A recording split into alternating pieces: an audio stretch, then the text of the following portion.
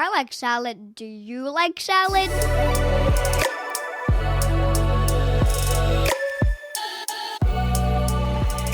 Hi, I'm Ho Shun Ho. I'm living in Vancouver, BC, Canada, unceded territory of Musqueam, Squamish, and Tsleil-Waututh nations. I'm an immigrant to Canada from China. Hey everyone, I'm Andrea, coming to you from Victoria, but more importantly known as unceded Akwesasne territory of the Lekwungen-speaking peoples, the Songhees and Esquimalt First Nations, and I am an immigrant from the United States of America. And you're listening to Canadian Salad. Canadian Salad. Hello, everyone. It's Andrea solo today. I know it's really sad. If you need a moment to cry, I totally understand why. Hoshin, unfortunately, could not do this week's episode, so I am flying solo for the first time, and we're going to see how it goes. So if you stick with me now or even towards the end, like, we should be best friends, and I would love to hear what you have to say. But today's episode, I know that there's a lot going on right now in the world. And one thing specifically that's quite huge, I don't know about you, but for me, is the 2024 Olympics. So the Olympics for many people sits very differently. And I think that there's a lot of nuance. There's a lot of different perspectives, none of them wrong, but definitely valid and definitely worth exploring and sitting with. But today I really wanted to talk specifically about, look into the total buffoonery of France and banning hijabs for their athletic Olympians in this year's Olympics. So I'm going to deep dive into that. But before we do, I did want to just maybe talk about a little bit of Olympic gossip, if you will. So what's interesting is that for many of you, you might have moved to different countries, and I don't know about you, but like moving from the States, now that I live in Canada, sometimes I really only root for Canada because I don't want the United States to win for certain reasons. But you might be living in Canada, maybe from another country, and are like cheering on the country that you came from. And that is totally understandable. But there's just a few particular gossipy and kind of sad. It is sad. It is sad because this piece of news came out not too long ago, and it's regarding Canadian women's soccer team. The Canadian women's soccer team, was accused of flying drones over the New Zealand's team's practice. And this is obviously a no-no. Now, let's just be honest. I can only imagine before drones were even invented, you had Joe Blow McGee with his binoculars looking over the fence, being like, oh, I wonder what they're doing. Oh, that's a good play. I should probably do that too. So this kind of spying or this kind of act is something that is not new under the sun. And actually it does happen. But as of today of this recording, the Canadian women's soccer team was fined 2,000 Swiss francs, which I believe amounts to over like 300,000 Canadian dollars. They are deducted 6 points automatically. So they have won one game against New Zealand. Interesting. And if you win a game, you get 3 points. Because of this unfolding, they already have 6 points deducted. So basically they would have to win every single next game. And then the coaches all have a 1-year ban from participating in competitions internationally. So it's a big deal. It's kind of gossipy. It's too bad. You know, I can only imagine how hard athletes work. I can only imagine how much that they put themselves through and the journey for many people to get there. And then to have this ramification, I just feel like not everyone probably knew that this was going to happen, but they have to face the punishment of it. So it is too bad that happened. The second piece of gossip or fun bits about the Olympics this year. It is the first year for the International Olympics Committee Refugee Olympic Team to compete under their own emblem. So in the past, athletes who have been forcibly displaced in countries that are not their own and are considered in many ways stateless because they can't go back, but they don't have citizenship or legal residence in any particular country, they still wanted to compete. And so there are this year more than 100 people competing in the Paris 2024 Olympics with 11 different countries being represented on the team. And I don't know about you, but I think personally, we should just be rooting for people and not countries. I do feel like that's a whole nother podcast episode about borders and all those things. But if you can, follow the IOC Refugee Olympic Team on Instagram, Facebook. Just watch, see how they do. It's just one of those things that, honestly, in the Olympic spirit of kind of, the people who want to make a name for themselves, this is exactly who I want to root for. So I'm rooting for that team.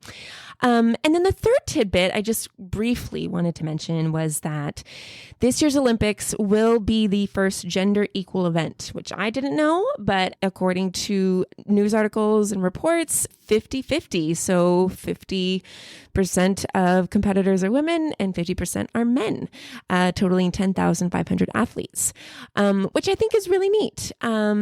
It really goes to show that, as far as like amplifying women and women's representation in sports, I think there's been a lot of action, of course, and a lot of work to make that happen.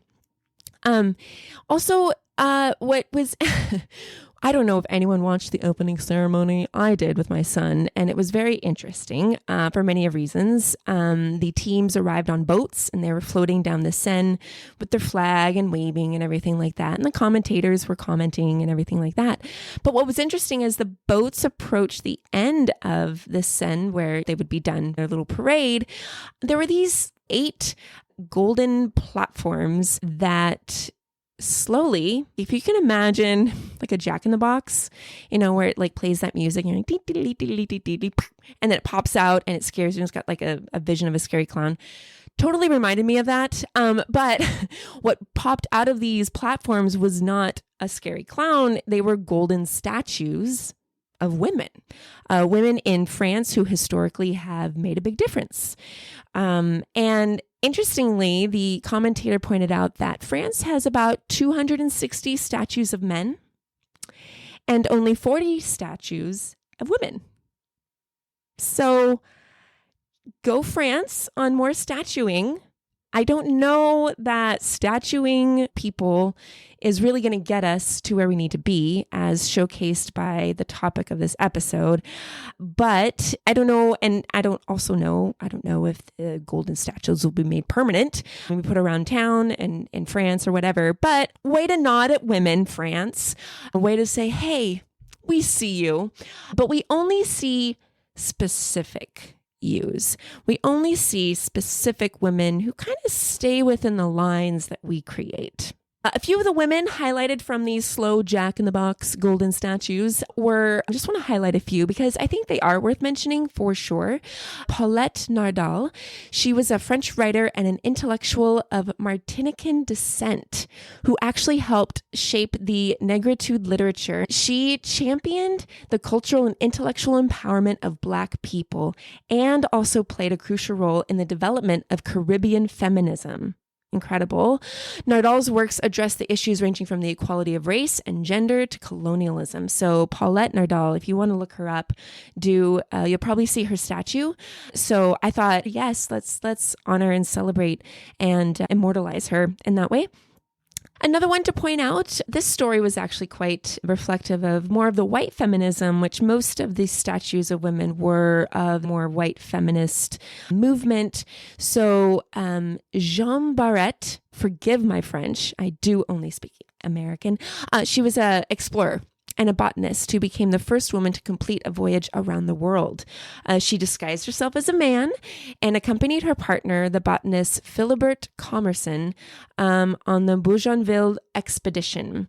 And evidently, her knowledge discovered many plant species that we understand and know today, and broke a lot of gender barriers in the field of traveling and science. So huge shout out to Jean. And so, yeah, the women who had to overcome even more barriers, and had to, make a pathway for themselves. Okay.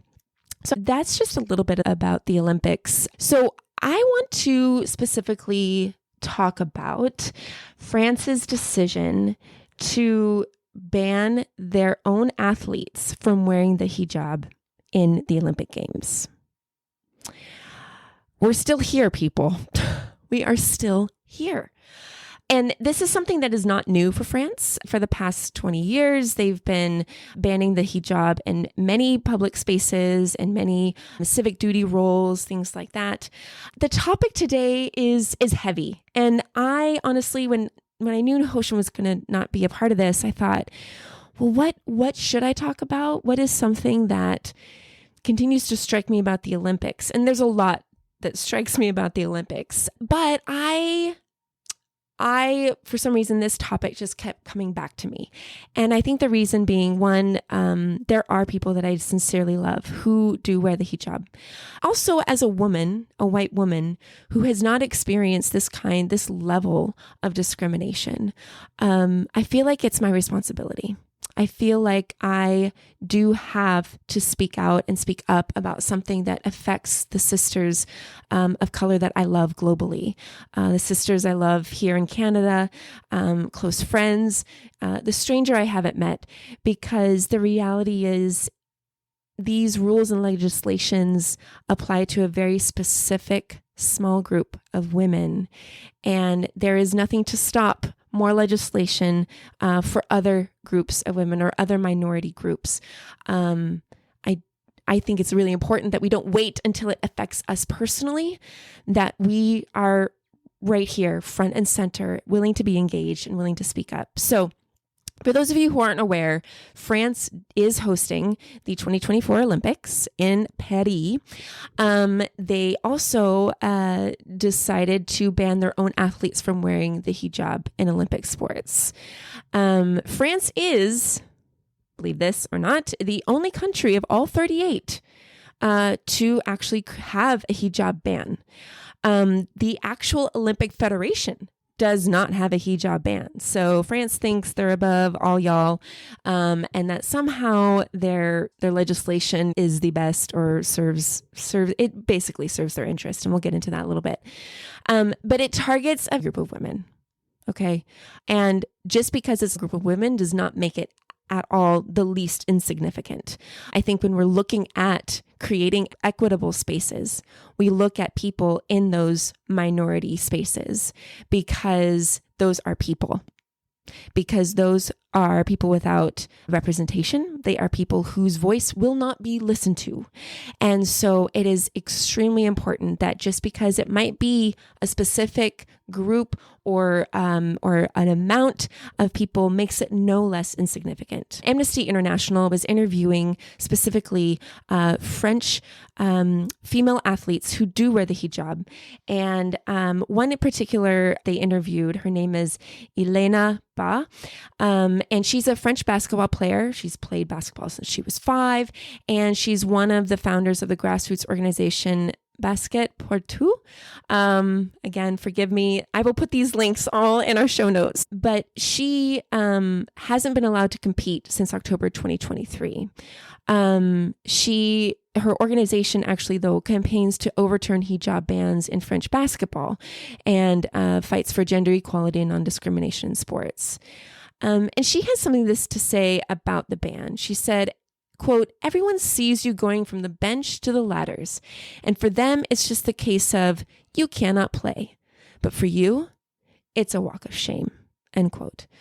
There was another weightlifting athlete who wanted to remain anonymous and told Amnesty International this. She said, quote, "The best way to divide is to create hatred towards another population or a section of a population." It's very simple. You take all the problems of the world and you put them on a community to say that they are the problem and that they are the ones to concentrate on. In fact, for me, this is what the problem with the veil is. It's not a problem, but they purposefully rely on it because it gets people talking. And it's easy to say that all the problems of the world are caused by immigrants and people who wear the veil. You don't know what to do anymore because if they put it in your head every day that it is all because of a certain population, you'll believe it. But you must also know that your actions or your political approaches have real consequences on people's lives, end quote.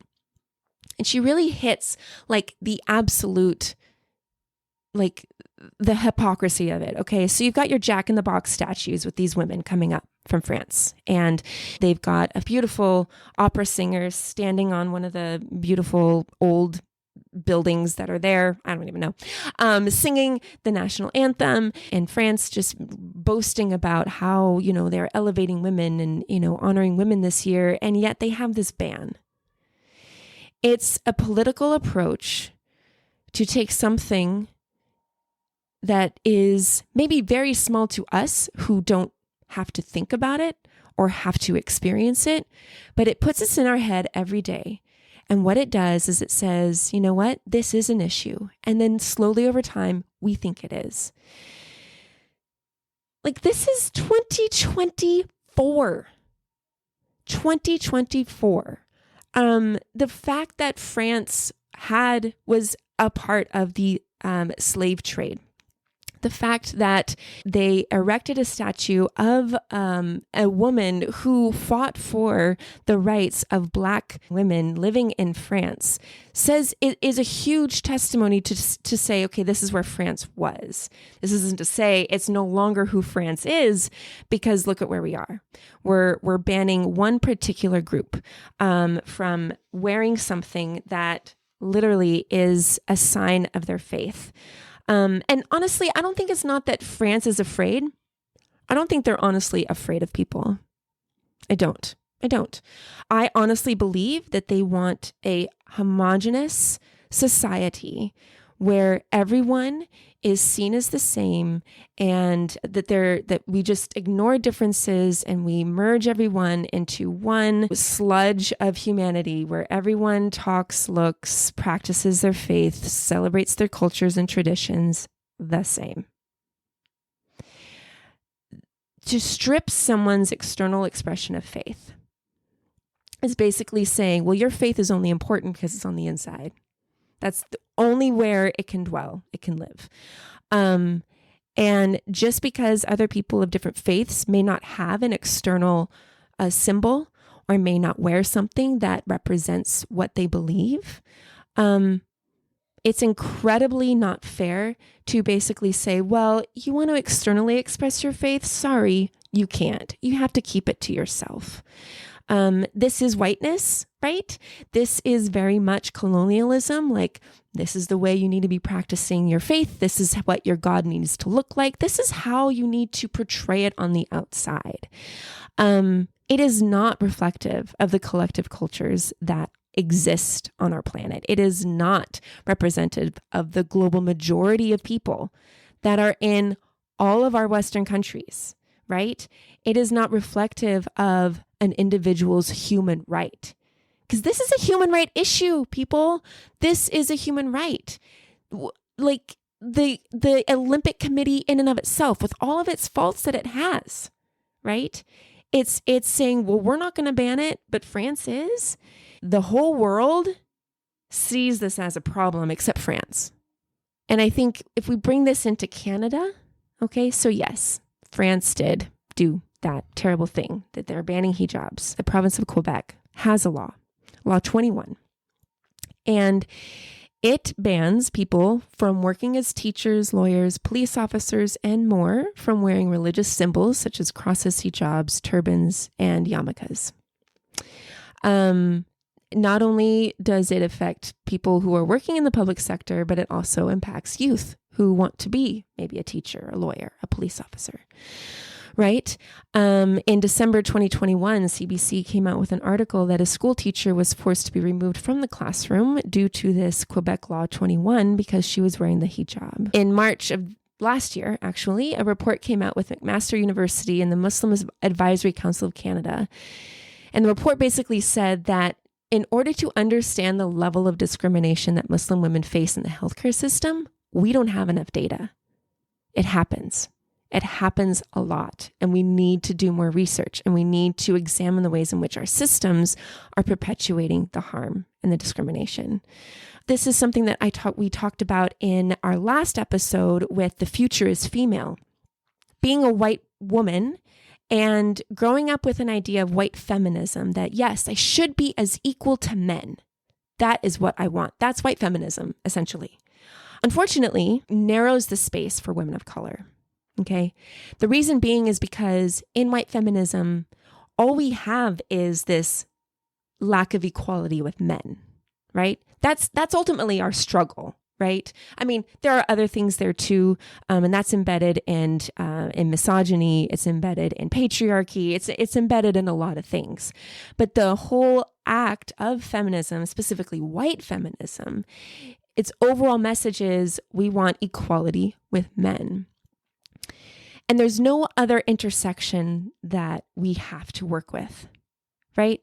It's not so much that we have to think about, our faith. I think under the umbrella of white feminism, it's like, oh, you can be Christian, you can be atheist, you can be Catholic. There is no intersection of race or even of skin color in white feminism. Because if you look at the white feminist movement, both in Canada and in many parts of the world, white women did not have the ability to vote. They could not own, they could not have the same job as men. In fact, still today, women are not paid as much as men are in Canada. I think we're short like 11 cents to the dollar. We get paid 11 cents less than men with the same qualifications, same job, everything. Look it up. The stats are out there. It's there. So, but that wasn't something that the early women who were fighting for their right to vote was trying to convince men that their skin was okay. Black women, brown women, women of color globally have that additional intersection. Okay. This is what makes white feminism fail and fall short, and it excludes and it pushes out women of color. Okay. Ignoring those intersections, honestly, in particular for someone's faith, to have your faith also be a factor for your consideration to be considered a person or to consider to have rights. So one, you have to have your faith. Think about it. You also have to have your gender and your ethnicity. You have all of these additional layers that you have to convince the world that are worthy of protecting and honoring and making inclusive everywhere you go. Okay. This isn't just like in politics. This is like at the park. This is walking down the street. This is having an encounter with a police person. This is going to the grocery store. This is going to a women's clothing store. This is so many layers. And this is where we forget that this intersection, and that's what creates gravity of what we're looking at, the gravity of what it is to ban someone for expressing themselves as they want to be. Same basketball player, Ilana, also said, quote, "Studies show that Muslim women who wear the hijab and who are more visible are more likely to suffer from violence, whether it's verbal abuse, physical abuse, than men, because we are visible, because you're perceived as inferior also by the society. And so they think that they can say and do things that they wouldn't say to others. It's a mix of a lot of discrimination and a lot of violence," end quote. It's so true. The studies are out there. Muslim and, Islamophobia. There is even a term now. It's called hijabophobia. And it is fear of people wearing the hijab, which is rooted in Islamophobia. Fear paralyzes. Fearing something is neglecting to see or even to have that curiosity to see something different, to see something for as it is. Fear is not equality. In fact, fear creates inequality. To fear something that is different is something that really it pulls you apart from actually seeing things for what they are. It's wrong, hands down. This is my call to action. Okay. So we're 30 minutes in. So thanks for bearing with me. If you're still here, you're amazing. I love you. But this is my call to action for people of privilege. Please speak up. Please speak up. For us not to speak up, specifically those of us with privilege, those of us who have that ability to be listened to, and specifically white women of the Western world, we have a lot of power. We have a lot of influence. We have the ability to turn heads in extremely powerful ways. But we're not when we don't speak up. We are caving to the fear. We are caving to the narrative that says, yeah, anything that you are, well, we've got to punish that so you don't stick out, so that you just look like this homogenous slurry of people, and nothing can be as it is because, well, we said so. There's an American fencer. She also wears the hijab, and she's going to compete in the Olympics this year with fencing. Her name is Ibtihaj Mohammed. And she says, quote, "I follow a ton of French athletes online in fencing and other sports. I haven't heard many people speak out against this." This meaning the ban on the hijab. She goes on, "But I will say that a lot of times when it comes to underrepresented communities, especially those who are Muslim, we've normalized silence." Do you know why people are silent? Do you know why women of Islamic faith are silent? Because just by them being themselves, they are vulnerable and they experience discrimination and abuse and violence just for walking on the street. Of course they would be silent. Of course I've shared with you some people who want to remain anonymous because they don't want the ramifications that the system has set up to say, yeah, you know what? Who you are just isn't enough. You've got to change it. We have to speak up. White women, please, please. White men, speak up. We're not going to get to places of equality and spaces of safety for any community, including our own, if we aren't challenging these very narratives that are harming and hurting and killing people. There's a lot of connection between the ways in which we enable hatred and discrimination against a particular group of people. And guess what? It moves to another group of people and we don't say anything, and it moves and it moves and it moves. Working hard to dismantle these systems, working hard to say, you know what? Equality isn't just being seen, that it's actually making space and transforming the systems so that everyone has access to them as they are without changing, without altering their very being. With oppression comes silence. That's the narrative of colonialism. Be quiet to be safe. But I'm telling you that our silence is not saving us. It's not keeping us safe.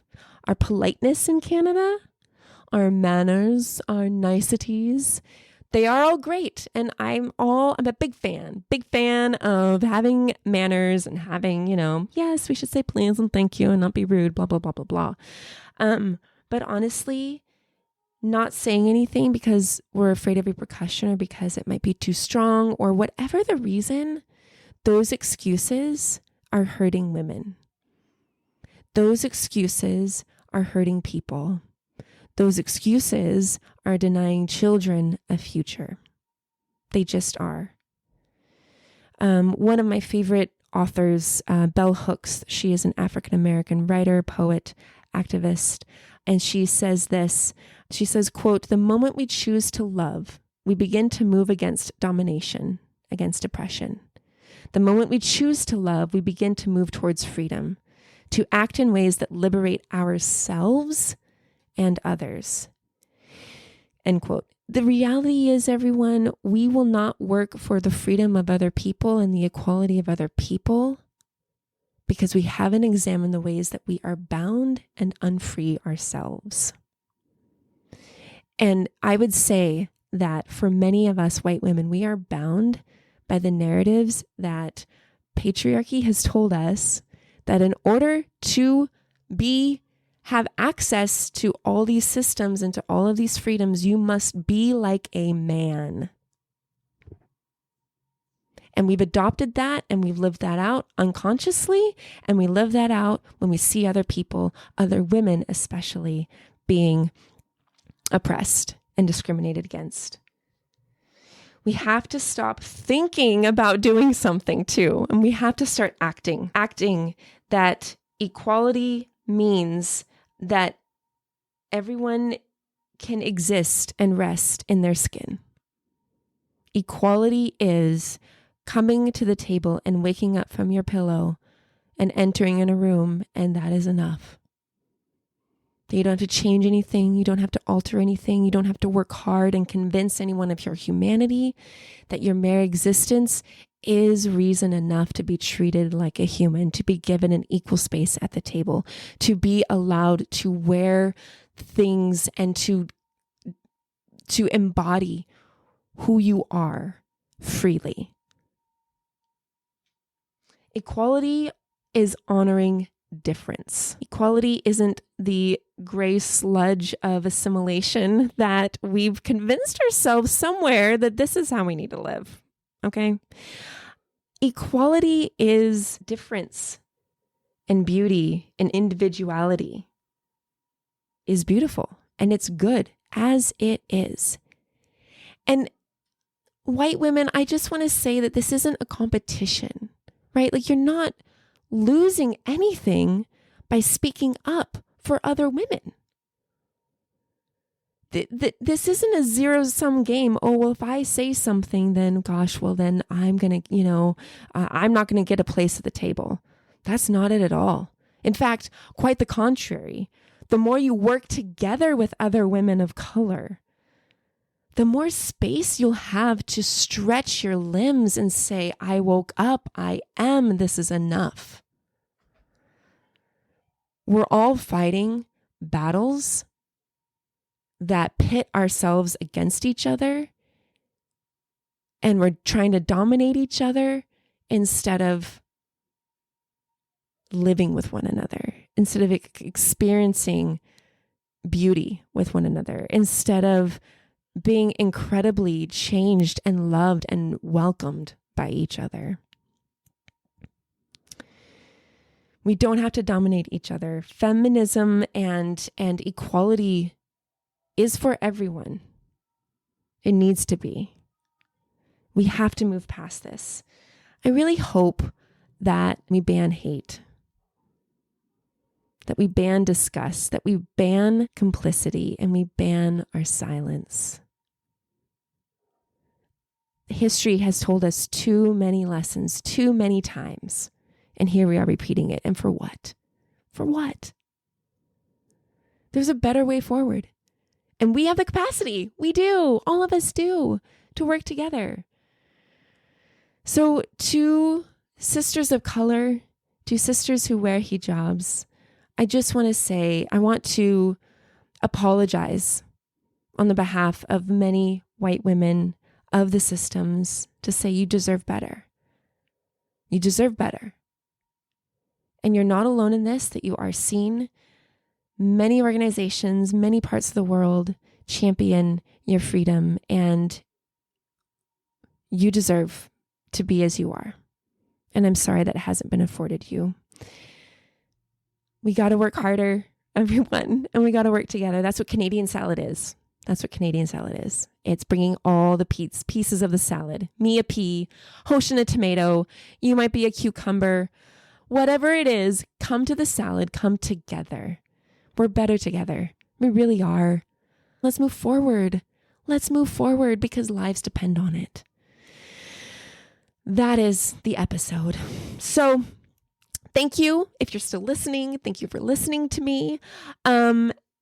If you have thoughts about this single format and you were like, Andrea, please never do this again. Please, we just don't want to hear white women talk. Please let me know. Like, honestly, I am so open to that. Our email address is hello@canadiansalad.ca. If you have thoughts or suggestions, you can message us immediately. If you go to where you are listening to this episode in iTunes, Spotify, many other platforms, there is a link. You can send us a message right away and just say, hey, I want more solo content from Hoshin, or hey, I want more guests. But honestly, your feedback is really, really important. It's really crucial that we hear what it is you have to say. And because this Canadian salad is for everyone. It is not just for me. It is not just for Hoshin. It is for all of us who make this incredible place we live incredible. So do stay in tune. Follow us on social media, TikTok and Instagram, which I believe Instagram is @Canadian Salad and TikTok is @Canadian.salad. I guess someone else took Canadian Salad. Rude. Anyway, so thank you for listening. All my love to you. Thank you for spending time with me solo, and I hope you have a beautiful, absolutely beautiful week. All right, take care. Bye. Canadian Salad is written and produced in British Columbia, Canada by Hoshin Ho and Andrea McCoy. Theme music is by Naver Avatyan from Pixabay.